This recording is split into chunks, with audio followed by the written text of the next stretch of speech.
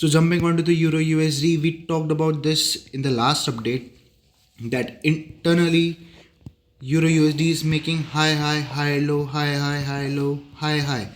So it's overall bullish internally, but on the higher time frame it's still bearish. We haven't seen any structure shift on either of the higher time frame or the lower time frame. But if you remember, I talked about this high to be the extreme high and this to be the extreme supply. Other than this one, market still is bullish.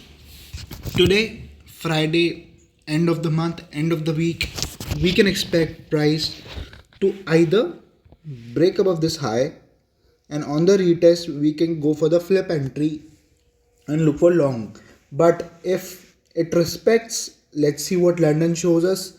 If there is any sign of sells, we'll go and sell it to target the lows, or all these lows can be targeted. But it's Friday, so be cautious. That's all for Euro USD.